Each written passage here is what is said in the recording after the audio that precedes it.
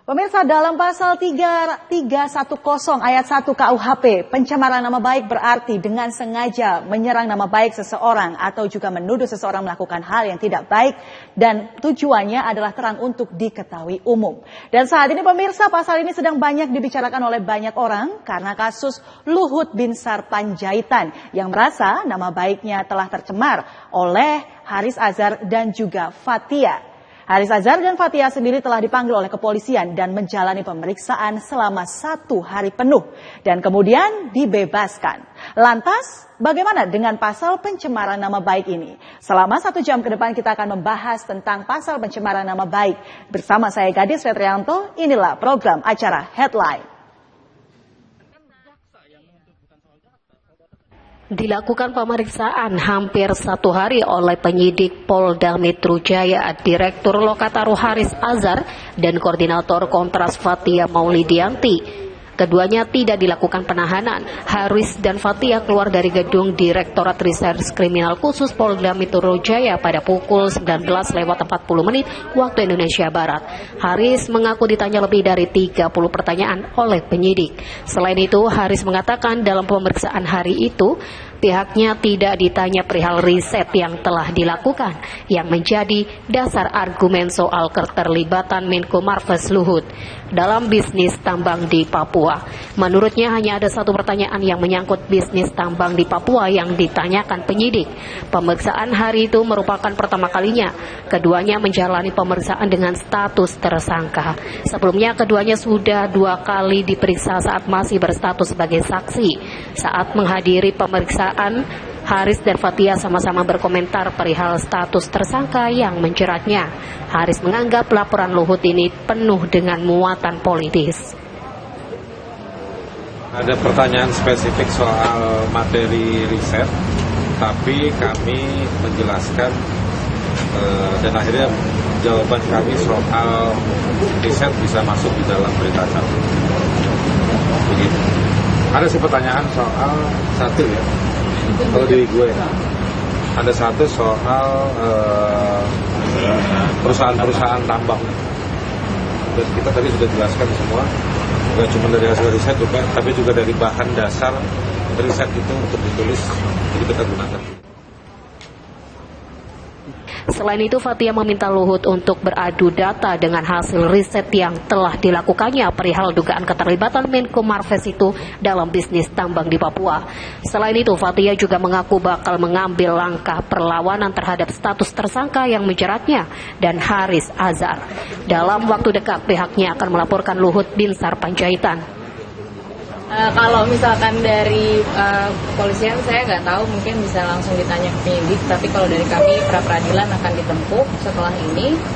Dan kalau berdasarkan hasil pemeriksaan tadi memang kebanyakan mungkin agak berbeda dari yang sebelumnya, tapi memang kalau di pertanyaan saya lebih banyak mengaitkan soal risetnya dan juga pernyataan. Jadi semuanya dapat dijawab karena memang semua berkaitan dengan hasil dari isi riset tersebut. Selanjutnya ada jadwal pemeriksaan kembali? Belum tahu. Sebelumnya Haris dan Fathia disomasi dan dijadikan tersangka karena dianggap mencemarkan nama baik Menko Marves Luhut Binsar Panjaitan dan menyebut Luhut memiliki tambang di Papua. Obrolan tersebut diunggah pada channel YouTube Haris Azhar yang berjudul Ada Lord Luhut di Balik Relasi Ekonomi Ops Militer Intan Jaya. Ya pemirsa, kita akan berbicara malam hari ini di headline kita edisi 22 Maret 2022 tentang pencemaran nama baik jerat aktivis. Dan tentu saja kalau tadi bicara tentang pasal 310 ayat 1 KUHP, pencemaran nama baik diartikan sebagai perbuatan menyerang kehormatan atau nama baik seseorang dengan mendudukan sesuatu hal yang maksudnya terang, supaya hal itu diketahui umum. Sedangkan pasal 311 ayat 1 KUHP menyebutkan bahwa barang siapa melakukan kejahatan menista atau menista dengan tulisan, dalam hal ia diizinkan untuk membuktikan tuduhannya itu, jika ia tiada dapat membuktikan dan jika Jika tuduhan itu dilakukannya sedang diketahuinya tidak benar, dihukum karena salah pemfitnah dengan hukuman penjara selama-lamanya 4 tahun. Lantas bagaimana dengan kasus Haris Azhar dan juga Fathia ini bersama bersama dengan Luhut Binsar Panjaitan. Kita akan berbincang dengan dua narasumber kita yang dua-duanya pada hari ini tergabung melalui Zoom, pemirsa. Saya sapa dulu. Selamat malam Bapak Abdul Wahid Habibullah, selaku Direktur LBH Surabaya. Selamat malam Pak. Malam Mbak Gadis. Ya, sehat? Alhamdulillah sehat. Alhamdulillah sehat. Kemudian kami juga akan berbincang bersama dengan Bapak Denny Setia Bagus Yuherawan, selaku pengamat hukum Universitas Trunojoyo. Selamat malam Pak Denny. Izin Pak Denny, suaranya masih termute. Baik, terima kasih. Salam sehat, seger waras untuk semuanya. Salam sehat, seger waras untuk semuanya. Itu yang paling penting ya Pak ya. Kalau badan sehat, pikiran juga sehat. Oke, baik. Dan selamat. Kita berbicara Bapak-Bapak malam hari ini tentang pencemaran nama baik jerat aktivis yang sempat viral akhir-akhir ini. Sudah dipanggil juga oleh kepolisian. Pak Luhut juga sudah datang sebagai saksi. Kemudian Haris Azhar bersama dengan Fathia juga sudah hadir diperiksa hari ini. Kemudian mereka tetapi dibebaskan. Saya ke Pak Abdul Wahid Habibullah. Nah Pak, kalau kita bicara tentang kasus ini, apakah LBH Surabaya juga pernah menangani kasus yang menjerat para aktivis dengan pasal 310 yang tadi sudah saya sebutkan dan juga pasal 311 ayat 1 KUHP, Pak? Ya, terima kasih Mbak Gadis. Jadi LBH Surabaya itu kerap kali sebenarnya sejak Undang-Undang ITE ini lahir, setiap tahun itu kami selalu menangani kasus-kasus yang berkaitan dengan Undang-Undang ITE ya, terutama berkaitan dengan pasal-pasal pencemaran nama baik. Karena kalau saya lihat dalam konstruksi pasal yang dikenakan terhadap Haris Azhar dan Fathia ini adalah salah satunya adalah menggunakan Undang-Undang ITE 27 ayat 3 dan itu memang harus mengacu pada KUHP ya sebagai pasal induknya. Nah di situ jelas disebutkan. Memang kerap kali pasal-pasal seperti ini digunakan oleh orang-orang atau pihak-pihak yang merasa dirinya tercemar, terutama karena ada subordinasi ya, kemudian ada subordinasi misalnya salah satunya adalah kami sering menangani kasus perburuhan antara buruh kemudian dengan pengusaha. Jadi pengusaha banyak melaporkan buruhnya karena melakukan pencemaran nama baik pada waktu itu di medsos. Ya. Kemudian di grup WA dan sebagainya. Terakhir tahun 2021 kemarin kami menangani kasus Stella Monica, itu adalah seorang konsumen klinik kecantikan yang juga dilaporkan oleh kliniknya karena dia curhat di media sosial berkaitan dengan hasil yang tidak diharapkan. Dan dia dikenakan pasal 27 ayat 3 Undang-Undang ITE dan dari berbagai kasus yang kami tangani hampir 75-80% itu bebas di pengadilan. Karena kami melihat memang pasal ini kerap kali digunakan hanya untuk malpresi dan memang hanya untuk agar dia tidak melakukan tindakan pencemaran atau ada subordinasi ya kalau saya katakan tadi. Jadi mungkin kalau dalam kasusnya Fathia ada Luhut yang melaporkan aktivis ini dan beberapa kali juga di Jawa Timur juga terjadi ya dalam artian kalau kita mau lihat data kami ada beberapa data berkaitan dengan ini dan nantinya di pengadilan akan dibuktikan dan biasanya karena memang unsurnya dipaksakan maka banyak hampir 70% kasus yang kita tangani itu bebas ya, tidak terbukti di pengadilan. Begitu Mbak Gadis. Iya, baik, terima kasih. Saya sekarang ke Pak Denny Setia. Pak Denny Setia, ini pada saat kasus ini dilaporkan oleh Pak Luhut seperti itu ya. Tapi Haris Azhar tetap mengatakan bahwa dirinya tuh nggak bermaksud mencemarkan nama baik sebenarnya seperti itu. Dan kemudian juga mengatakan bahwa ini ternyata mengandung muatan politis seperti itu Pak Denny. Nah, kalau kita berkaca dari kasusnya Haris Azhar ini, bagaimanakah membedakan Pak akhirnya? Maksudnya tentang penyemaran nama baik dan hanya mengemukakan pendapat. Karena Haris Azhar ngotot bahwa ini saya cuma berpendapat loh, seperti itu.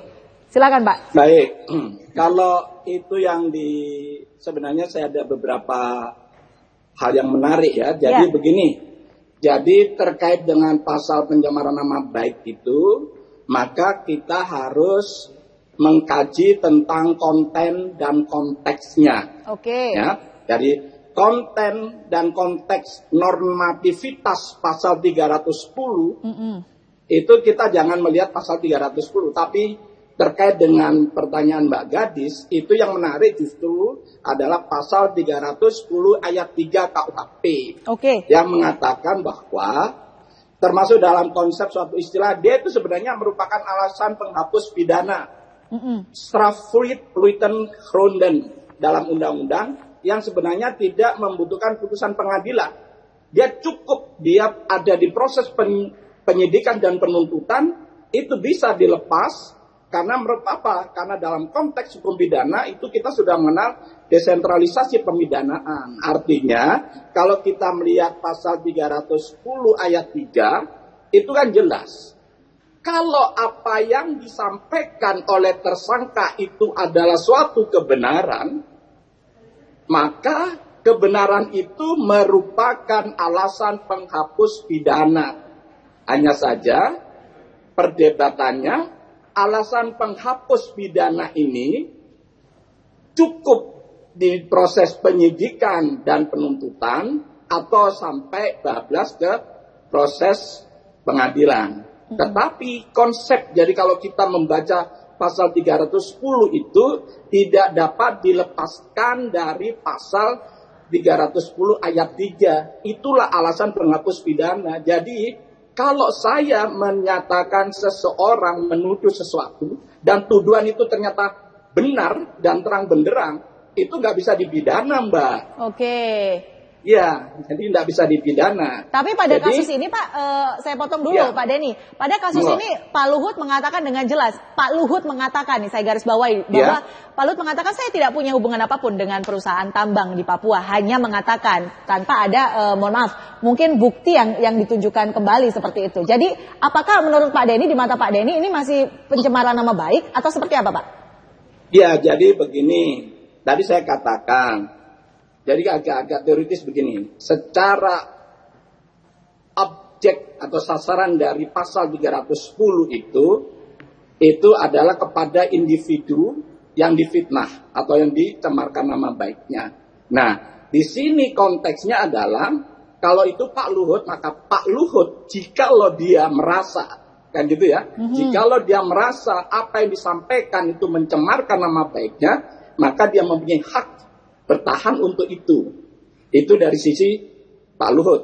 Namun dari sisi si tersangka, dua aktivis tadi, dia secara pribadi dia harus memahami secara objektif. Kalau tadi kan subjektifnya Pak Luhut ya, secara objektif maka kedua tersangka tadi harus diuji maksud dan tujuan kenapa dia menyampaikan pernyataan-pernyataan tertentu yang konon kata si korban itu pencemaran nama baik.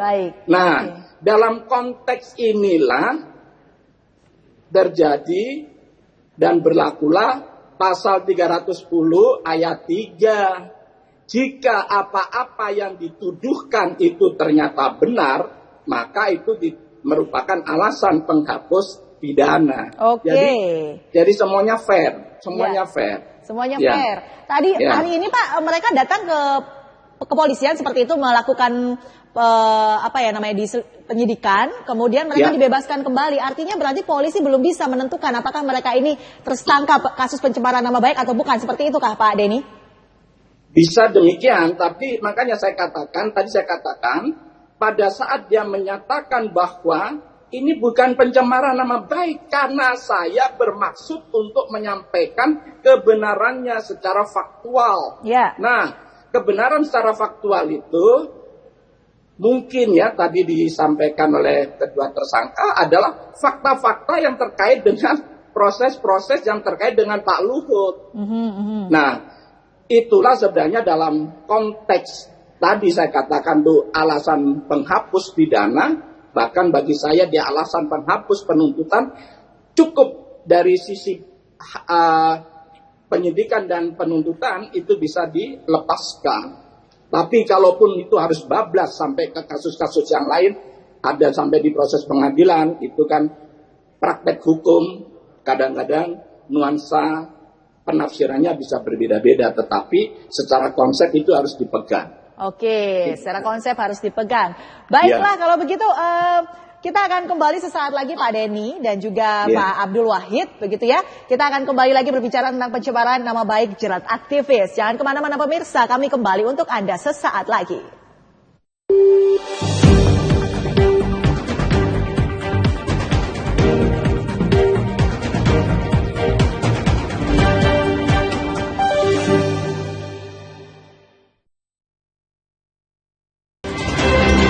Tidak hanya pengunjung lokal, warga luar daerah juga banyak yang ikut berdesakan di atas bukit. Kantor Kemenak Sidoarjo saat ini tengah melakukan sinkronisasi aplikasi Peduli Lindungi dengan sistem komputer haji terpadu atau Siskohat.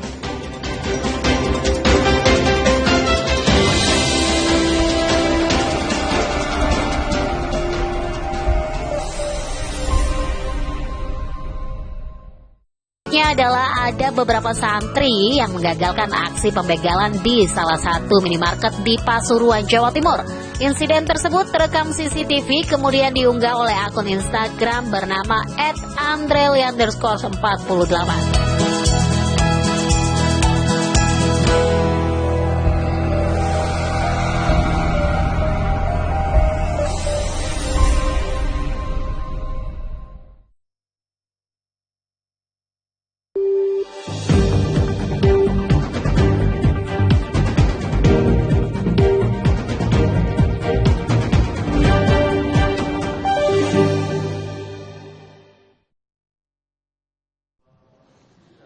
Kembali lagi bersama program acara Headline pemirsa bersama saya Gadis Petrianto dalam dialog kita malam hari ini mengenai pencemaran nama baik jerat aktivis. Kita sudah membahas tadi ada pasal 310 ayat 1, 311 ayat 1. Kemudian Pak Denny juga menyebutkan ada pasal 310 ayat 3 juga bahwa ketika yang disebutkan oleh tersangka ini adalah kebenaran, maka dia akan bebas dari jerat kepolisian. Tapi ini saya pengen tanya ke Pak Denny nih. Pak Denny, memang pada saat ini Haris Azhar bersama Fathia tidak ditahan, tapi sudah ditetapkan sebagai tersangka. Seperti itu. Lalu bagaimana korelasinya dengan Undang-Undang Pasal 310 ayat 3 yang tadi disampaikan oleh Pak Denny, Pak? Kita bahkan belum tahu nih, yang disampaikan oleh dia ini kebenaran atau tidak, tapi sudah ditetapkan tersangka oleh polisi. Ya, ini kan dua hal yang berbeda. Makanya tadi saya katakan, secara konsep hukum, pembelaan terhadap tersangka itu harus menggunakan pasal 310 ayat 3. Karena itu hukum mengatur siapapun, ya gitu ya, baik pelaku maupun korban, di dalam konteks pencemaran nama baik tadi, ada ruang untuk bisa menggunakan ayat 3 tadi, Mbak.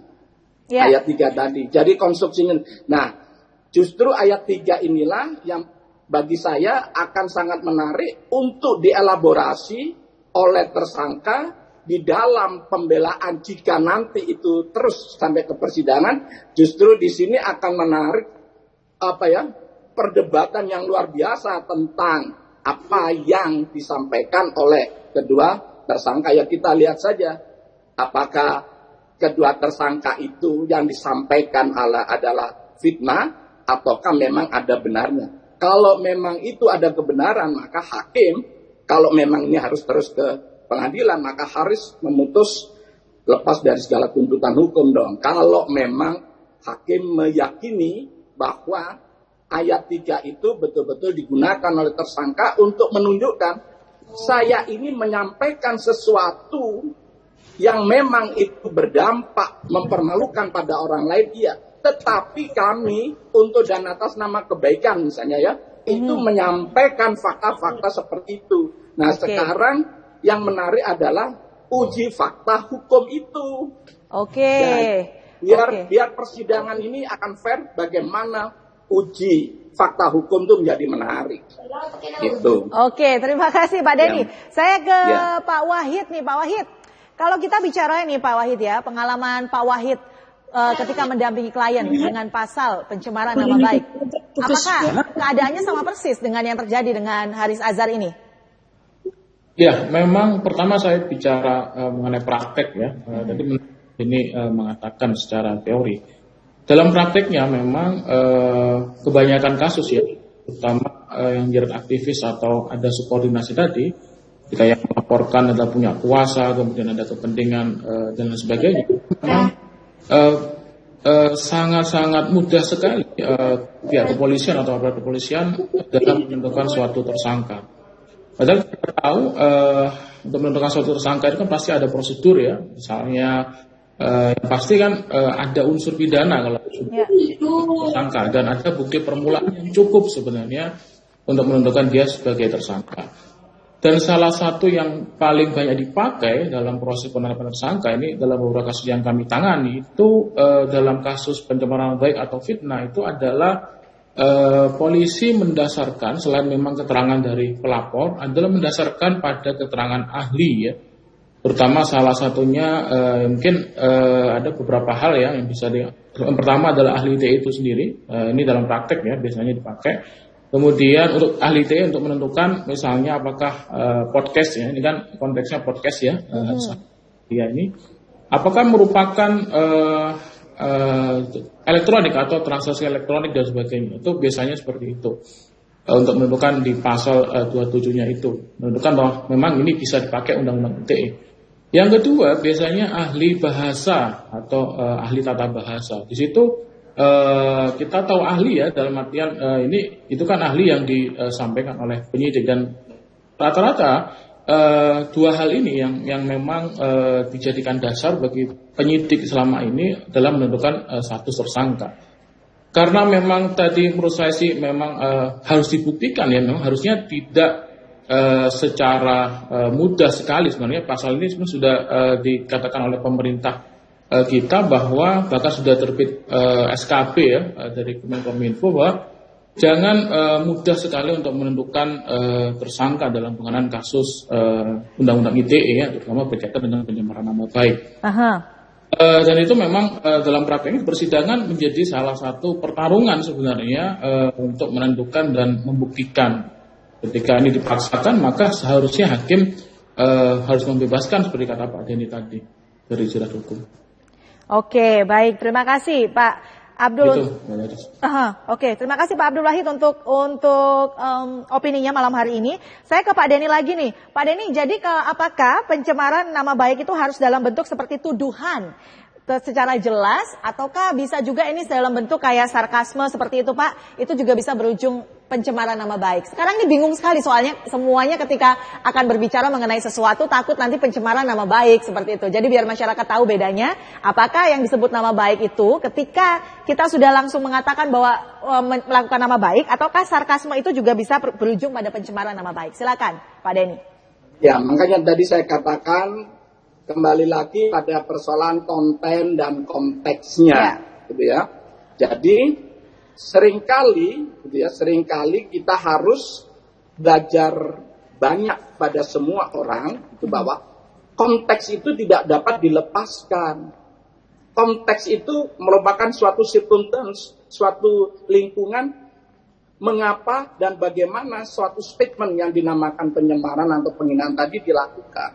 Tapi kembali dari itu ya Mbak, saya katakan kalau kembali lagi pada ayat 3, maka yang sangat menarik bagi kami kaum akademisi hukum adalah ayo kita simak bagaimana legal combat perdebatan hukum antara para pihak ini untuk pada persoalan apakah tersangka itu sekedar mencemarkan nama baik dan menghina, ataukah memang dia untuk dan atas nama bangsa dan negara ada kebaikan di sana yang disampaikan. Itu saja. Kalau di sana memang apa yang disampaikan itu semuanya 0-0, big baloney, ya tentu itu pencemaran nama baik. Tetapi kalau di sana ada terbukti adanya kebenaran faktual dari apa yang disampaikan, maka harus juga menghormati pasal 310 ayat 3. Oke, baik. Terima kasih. Nambah sedikit ya Mbak tentang pasal 311 ya. Boleh? Boleh silakan Pak. Oke. Kan selalu dikaitkan tadi juga Mbak Gadis menyampaikan pasal 311. Jadi pasal 111 itu basicnya adalah pasal 310. 311 inilah yang dipahami sebagai suatu tindak pidana fitnah atau laster. Nah, karena unsur delik di dalam pasal 311 itu sangat tergantung pada keberadaan pasal 310, dan pasal 310 itu ada konteks ayat 3 dari pasal 310, maka 311 itu juga sangat tergantung pada konteks ayat 3 pasal 310. Jadi kalaupun dia memfitnah secara tertulis bla bla bla, kalau memang tidak terbukti atau yang dinyatakan itu terbukti secara faktual benar, ya orang harus jujur, dia dilepaskan. Oke, baiklah. Tapi kalau kita bicara ini nih, Pak Denny, kita bicara tentang semua pasal yang tadi sudah Pak Denny Pak Denny sebutkan. Apakah ini artinya pasal ini bisa dikatakan untuk menjerat agar membatasi ruang gerak siapapun untuk menyampaikan pendapat? Tidak juga. Artinya begini, sangat tergantung dari begini, Pak. Ini ada bagian terakhir, nanti saya sampaikan. Tergantung Mbak Gadisnya. Kalau Mbak Gadis memahami yang kita diskusikan ini dalam konteks hukum yang seharusnya, ya kita diskusinya seperti itu tadi, Mbak. Tetapi begitu Mbak Gadis belajar atau mempelajari apa yang saya sampaikan tentang sosiopolitikologis, bahwa gitu ya, hukum itu pembentukan dan penegakannya sangat tergantung pada kekuasaan politik, maka cita rasa politik itu yang mendominasi. Sehingga nalar hukum tidak ketemu dengan nalar kekuasaan. Ini yang saya katakan, kalau saya memberikan kuliah tentang bagaimana idealitas dari hukum, ya seperti tadi. Tetapi begitu kita menyampaikan secara faktual, ada penegakan hukum yang sosiopolitikologis, di mana yang memegang kuasa, the powerful, di bidang sosial, ekonomi, politik, ya pastilah dia mendikte jalannya. Apapun penegakan hukum itu, Mbak. Oke, terima kasih Pak Denny. Sedikit membuka pikiran saya nih tentang hukum yang tadinya nggak tahu nih. Kenapa tiba-tiba jadi sedikit-sedikit pencemaran nama baik. Sekarang Pak Denny membuka wawasan saya tentang hukum. Nah, sekarang saya geser dulu ke Pak Wahid. Pak Wahid, apakah perlu pembuktian yang kuat, Pak, ketika Anda mendampingi klien pasal pencemaran nama baik? Sejauh pengalaman Pak Wahid. Iya, memang bukti itu menjadi penting ya sebenarnya dalam konteks pencemaran nama baik ya. Tentunya bukti-bukti ini tadi seperti yang Pak Denny, kalau kita lihat dalam konteks Harizan Fathia, dia membicarakan podcast itu adalah dalam konteks hasil riset. Jadi, hasil riset. Kemudian itu ada datanya, dan kalau dikaitkan dengan apa yang disampaikan oleh Harizan Fathia itu memang real, nyata. Bukti-bukti ini yang sebenarnya bisa kita ambil sebenarnya, dan atau mungkin pengacara dari Fathia dan Haris itu untuk kita bisa bertarung di pengadilan, sehingga apa yang disampaikan oleh tersangka ini adalah memang benar adanya. Ketika benar adanya, maka tidak ada fitnah, dan harusnya hakim bisa menilai bukti-bukti ini menjadikan salah satu dasar pertimbangan hukum untuk bisa menyatakan bebas atau lepas dari tuntutan hukum. Itu yang pertama. Yang kedua, selain bukti, sebenarnya ada beberapa hal yang tadi sempat saya katakan ya. Jadi ada kedudukan ahli ya, yang dalam konteks biasanya kami dalam melakukan persidangan itu juga penting ya, untuk bisa menilai, salah satunya berkaitan dengan unsur-unsur yang ada dalam pasal-pasal ini. Jadi tentunya pihak kepolisian atau jaksa nanti ketika dalam proses persidangan pasti menghadirkan ahli. Kami juga pihak Fathia atau Haris pasti akan menghadirkan ahli. Jadi konteks pertarungannya nanti dalam di persidangan adalah seperti itu. Bukti yang kuat untuk mengcounter tadi itu kan hari ini kan dalam proses penyidikan hanya dimintai keterangan ya. Dan bukti-bukti itu memang biasanya akan dihadirkan di persidangan dan akan diuji.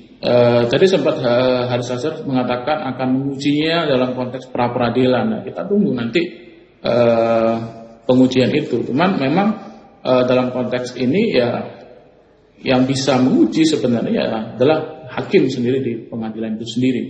Karena memang kewenangan penyidik adalah menentukan tersangka berdasarkan bukti permulaan yang cukup tadi itu.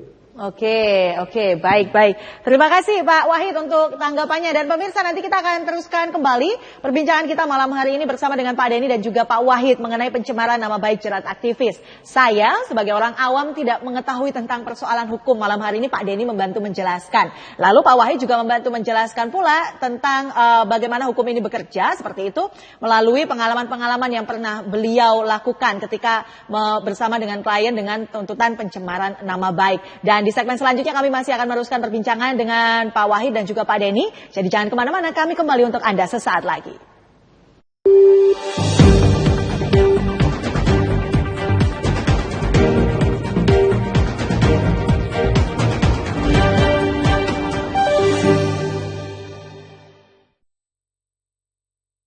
Banyak kebutuhan IT dalam bisnis Anda, mulai dari penyediaan perangkat, staf ahli, internet, hingga keamanan data Anda.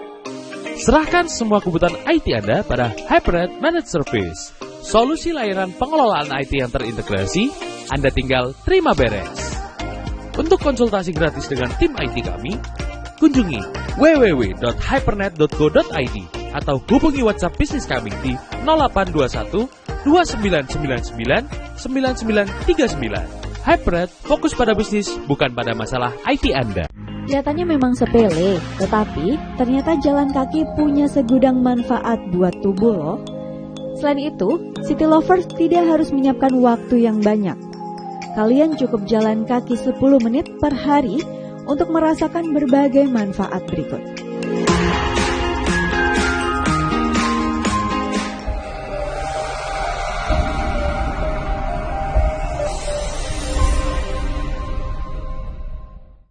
Setiap rumah tangga pasti tak luput dari permasalahan. Namun agaknya kali ini, Puput tak bisa lagi mentolerir permasalahan dalam rumah tangganya itu. Galau karena gagal menikah, Awkarin kini uring-uringan karena ia merasa tak dihargai karena dirinya yang saat ini masih bersedih justru diundang untuk membuat konten podcast.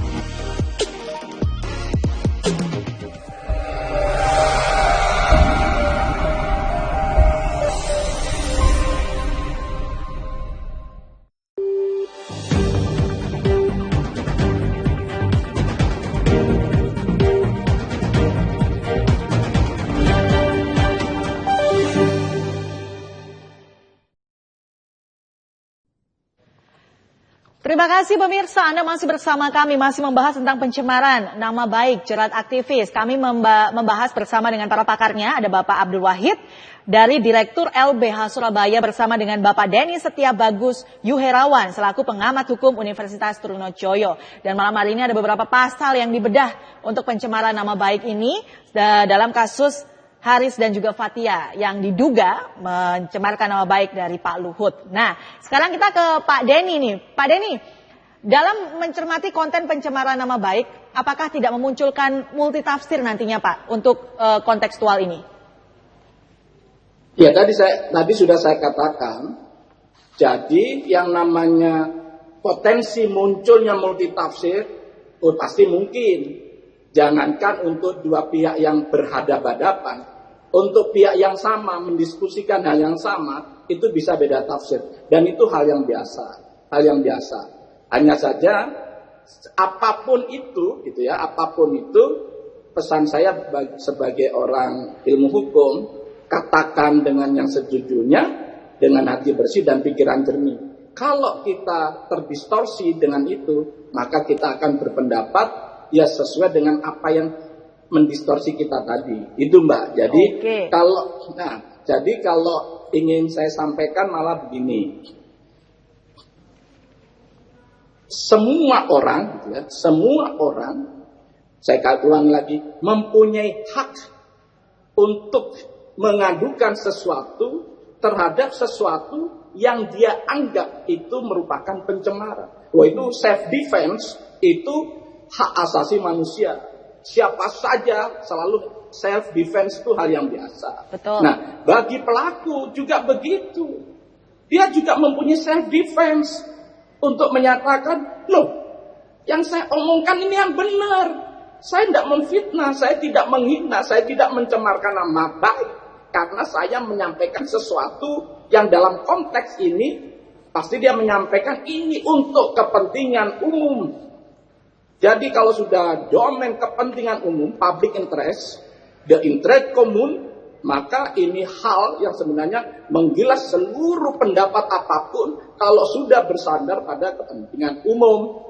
Nah, ini yang harus dielaborasi. Apakah tersangka nanti dengan yang tadi disampaikan Mas Wahid itu ada itu hasil penelitian tentang ini itu, ya kita lihat impact dari hasil penelitian tadi itu hoax gitu ya, hanya pepesan kosong atau dia penuh makna untuk kebaikan masyarakat. Ya biar nanti orang Indonesia yang menilai mana sih sebenarnya yang terang benderang untuk membela siapa dan siapa yang harus dibela. Ini harus fair. Oke. Nah, artinya Pak Luhut mempunyai hak untuk self defense, tetapi jangan lupa pihak lain juga harus mempunyai self defense. Makanya untuk self defense yang berhadapan-hadapan ini muncullah konsep ayat 3 pasal 310. Kok kamu nuduh? Kok kamu mencemarkan? Nah, kata orang yang dituduh tadi, kata orang yang menuduh tadi, loh aku tidak menuduh. Ini loh hasilnya seperti yang disampaikan oleh Pak Wahid. Yeah. Marilah kita orang hukum menilai apakah itu demi the interest common, public interest, atau memang untuk kepentingan beberapa orang saja. Itu saja itu yang harus dipahami. Ini konteksnya. Jadi kalau persoalan berhadapan-hadapan itu biasa. Oke. Biasa. Baik, jadi multitafsir bisa saja terjadi. Pak Denny mengatakan seperti itu ya? Sangat bisa terjadi. Lalu Pak, siapa yang memegang penuh dalam mengendalikan multitafsir dalam pasal pencemaran nama baik? Apakah memang dilepas begitu saja kepada publik atau ada pemegang penuh? Nah, itu kalau ditanya tentang kewenangan, itu nanti semuanya akan terperangkap pada persoalan siapa sih penafsir tunggal, kan gitu akhirnya. Siapa sih penafsir tunggal bahwa seseorang itu mencemarkan atau tidak? Ya, kalau ada sampai pada situasi penafsir tunggal, maka tafsir-tafsir yang lain percuma juga. Karena ada kekuatan yang sangat masif untuk menyatakan bahwa ini akhirnya menjadi tafsir tunggal. Nah, tafsir tunggal itu bisa terjadi. Saya orang hukum mengatakan, tafsir tunggal akan dapat terjadi jika dua hal. Pikiran kita bersih dan hati kita jernih. Kalau tidak, multitafsir. Pasti. Ya, baik. Terima kasih Pak Denny. Saya ke Pak Wahid dulu nih. Pak Wahid, jadi ketika ada persoalan seperti ini nih, satu pertanyaan saya untuk Pak Wahid sih dari LBH seperti itu ya Pak Wahid ya. Bagaimana etika seseorang atau lembaga menyampaikan analisanya sehingga tidak sampai terkena pasal penghinaan atau pencemaran nama baik?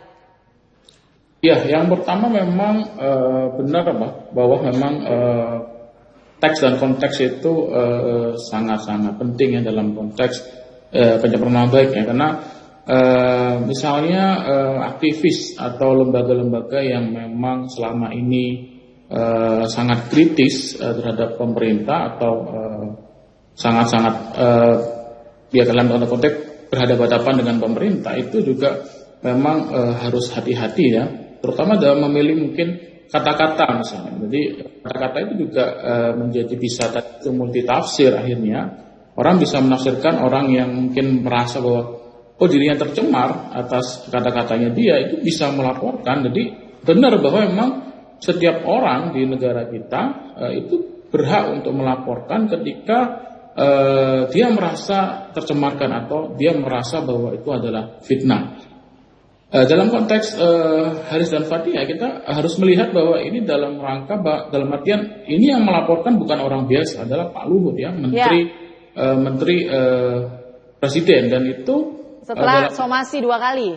Ya, setelah somasi 2 kali, kemudian ada beberapa wacana untuk mediasi dan akhirnya keputusannya adalah dilaporkan. Dan di sini kita harus melihat bahwa apakah nanti masyarakat yang menilai bahwa apakah memang apa yang disampaikan ini adalah murni ada kritik misalnya, atau apakah memang Pak Luhut ini terlalu sensi misalnya. Jadi ini kita nggak bisa melihat kasus ini kasus biasa ya, tapi kita harus melihat bahwa ini berhadapan antara pejabat negara, dalam ini adalah menteri melawan aktivis, dan itu sehari-harinya memang ya kita tahu Haris Azhar, kemudian Fathia, Kontras itu ya sehari-harinya ada melakukan kritik, dan memang lembaganya salah satunya adalah untuk memonitoring hak asasi manusia, dan memang setiap harinya pasti salah satunya adalah melakukan kritik terhadap pemerintah. Tapi kita harus membedakan mana kritik, mana fitnah,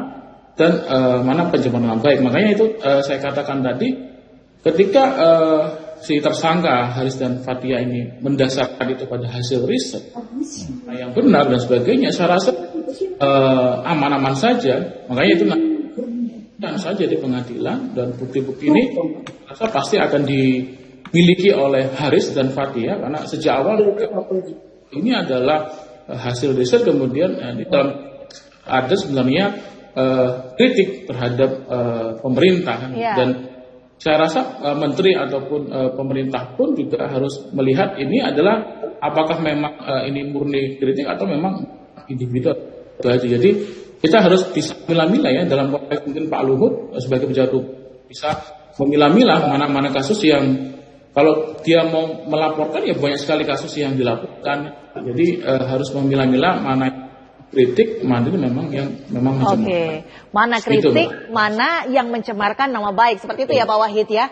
Nah, apakah dengan adanya kejadian ini nantinya para aktivis itu seperti dilarang untuk memberikan kritik kepada para politik seperti itu, ataukah ini memang pasal ini untuk menekan supaya tidak ada lagi pembicaraan-pembicaraan seperti ini?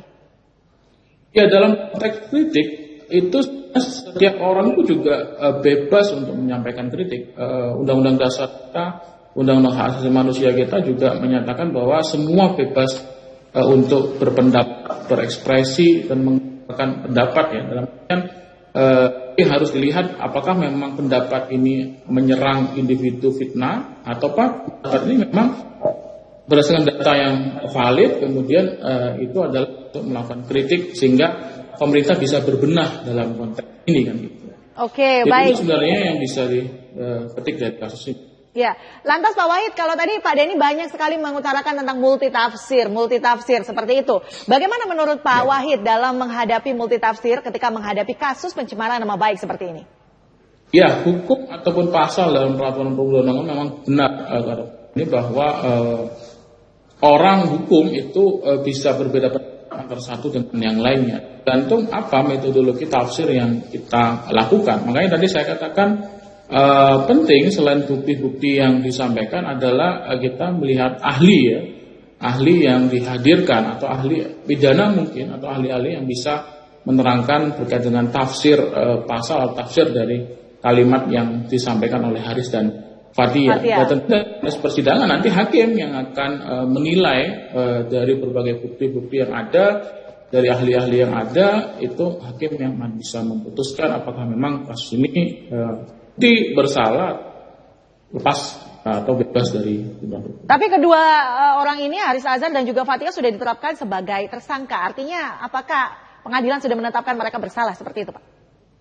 Tidak, jelas dalam pidana ada asas praduga tidak bersalah ya. Tidak semua orang yang ditetapkan sebagai tersangka itu harus bersalah dan divonis bersalah. Sebelum ada putusan hakim yang berkuat hukum tetap, maka kita harus menganggap Fathia dan Haris ini adalah yang memang tidak ada apa-apa di proses hukum yang jalan normal saja. Orang tetapkan tersangka ya biasa, dan itu nanti akan ada proses peradilan untuk dia bersalah atau tidak. Berarti intinya ketika nanti bisa dibuktikan apa yang dikatakan oleh Haris Azhar dan juga Fathia mengenai apa yang mereka kritis seperti itu, berdasarkan analisa mereka, kemudian mereka bisa membuktikan bahwa mereka benar, tersangka ini tidak akan lagi menjadi tersangka. Betul, jadi nanti kuncinya ada di pengadilan untuk bisa membuktikan itu dan bisa menguji ya. Jadi ada Pak Denny Safti adalah tersangka atau terdakwa, nanti di pengadilan berhak untuk membela kepentingan. Oke. Berarti yang saya tangkap, status tersangka saat ini bukan untuk selamanya, bukan permanen diterapkan kepada Haris Azhar dan juga Fathia. Nantinya ketika mereka sudah bisa membuktikan, maka kasus tersangka ini akan lepas dari mereka. Seperti itu ya? Ya, tergantung putusan hakim nanti yang akan memutuskan. Oke, semoga saja hakim bisa membuat keputusan seadil-adilnya kalau memang sudah ditemukan bukti ya, seperti itu.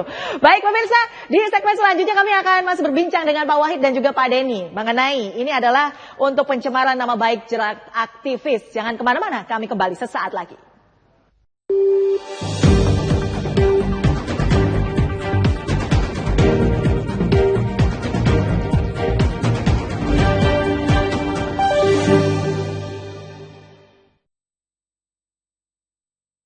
Ayo, cegah stunting. Kunjungi bidan andalan Anda untuk merencanakan dan mengatur jarak kehamilan untuk tumbuh kembang buah hati yang optimal. Cegah stunting itu penting melalui perencanaan keluarga. Khawatir ber-KB? Tunda kehamilan dan raih cita-cita dengan Andalan FA. Andalan laktasi untuk ibu menyusui. Ber-KB itu mudah. Andalan pilihan perempuan Indonesia. Waktu dan tempat tidaklah jadi pembatas jenjang ilmu. Apapun pilihan Anda, kita siap mewujudkannya.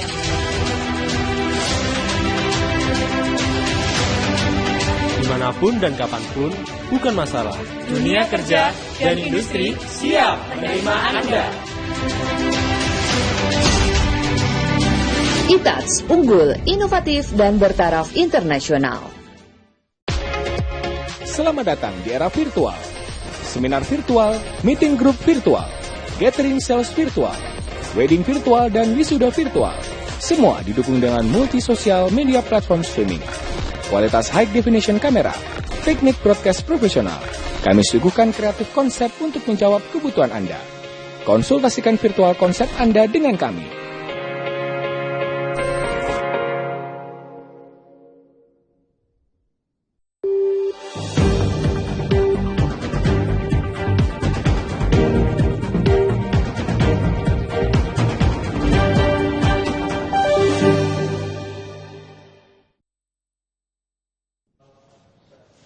Anda masih bersama kami pemirsa di program acara Headline, pencemaran nama baik jerat aktivis. Masih bersama dengan Bapak Denny Setiabagus Yuherawan, pengamat hukum Universitas Trunojoyo, bersama dengan Bapak Abdul Wahid Habibullah, selaku Direktur LBH Surabaya. Kami sedang membahas tentang kasus yang baru-baru ini viral, yaitu kasusnya Haris dan juga Fathia. Tadi kita sudah membahas tentang multitafsir, kemudian kami juga sudah membahas tentang pasal-pasal yang menjerat para tersangka yang saat ini ditetapkan sebagai tersangka, tapi nantinya ketika ini bisa dibuktikan, maka nantinya status tersangka ini akan dicabut, seperti itu pemirsa ya.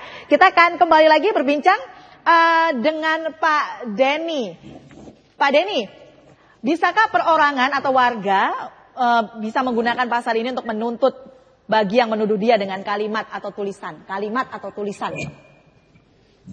Ya, kalau pertanyaannya itu jelas bisa, karena kita bisa lihat golongan dari yang disasar oleh pasal-pasal tadi, itu bisa golongan, bisa perorangan. Jadi kalau ada tuduhan-tuduhan tertentu kepada perorangan, maka sah-sah saja dia untuk menyatakan bahwa apa yang dia lakukan adalah suatu perbuatan yang mencemarkan nama baiknya, sehingga untuk itu dia melaporkan ke orang lain. Fair-fair saja, boleh, dan nggak ada masalah.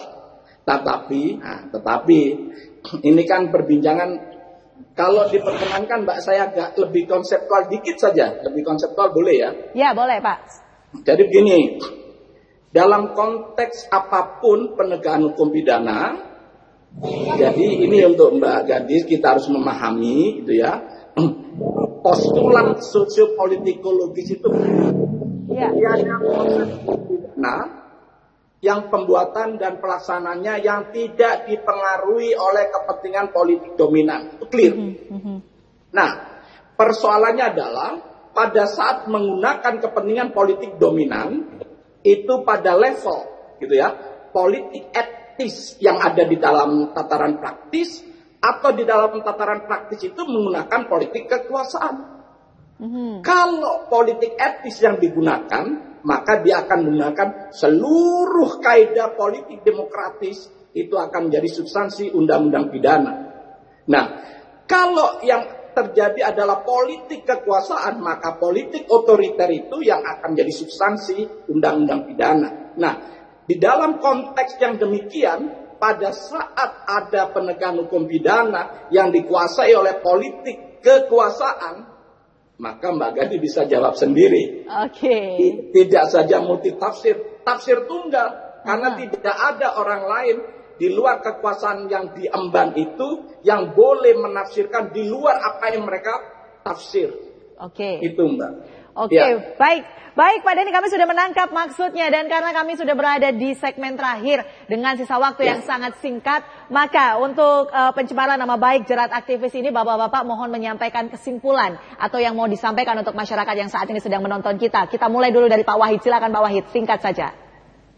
Ya, yang pertama kita harus tahu ya, Undang-Undang ITE ini banyak sekali digunakan untuk menjerat banyak masyarakat yang memang kritik atau memberikan kritik terhadap pemerintah, sehingga masyarakat harus paham bahwa menggunakan media sosial atau menyampaikan suatu pendapat itu memang ya harus sesuai dengan fakta dan data, dan tidak boleh ada menyerang individu atau menyerang golongan misalnya. Jadi ini semua bisa kita melihat salah satu beberapa hal yang memang kita tahu sendiri bahwa undang-undang ini sangat rawan sekali tadi dari tafsir, dan bisa digunakan oleh siapapun, sehingga Anda setiap masyarakat harus pahami dan harus paham berkaitan dengan undang-undang ini sehingga tidak terjerat masalah.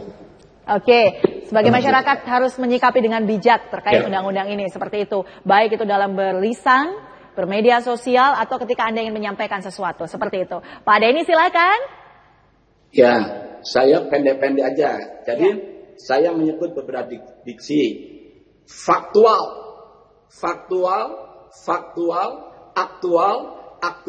aktual. Ingat bahwa undang-undang pidana itu ibarat pedang bermata ganda.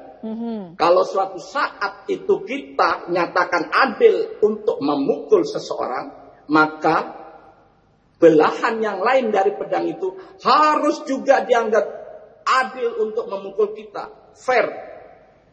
Hidup itu harus berkeseimbangan. Itu Mbak, makasih. Terima kasih Pak Denny, terima kasih Pak Wahid sudah membuka wawasan. Mungkin saat ini masyarakat yang sedang menyaksikan kita menjadi tahu tentang persoalan atau kasus yang akhir-akhir ini menjadi viral. Dan pemirsa, usai sudah headline kita di edisi 22 Maret 2022 dan kita membahas tentang pencemaran nama baik jerat aktivis. Semoga acara ini memberikan banyak informasi untuk Anda yang ada di rumah. Terima kasih untuk para narasumber yang sudah bergabung. Saya Gadis Fetrianto beserta kru yang bertugas mengucapkan terima kasih. Jangan lupa saksikan update malam pukul 10.30 malam nanti. Selamat malam dan sampai jumpa.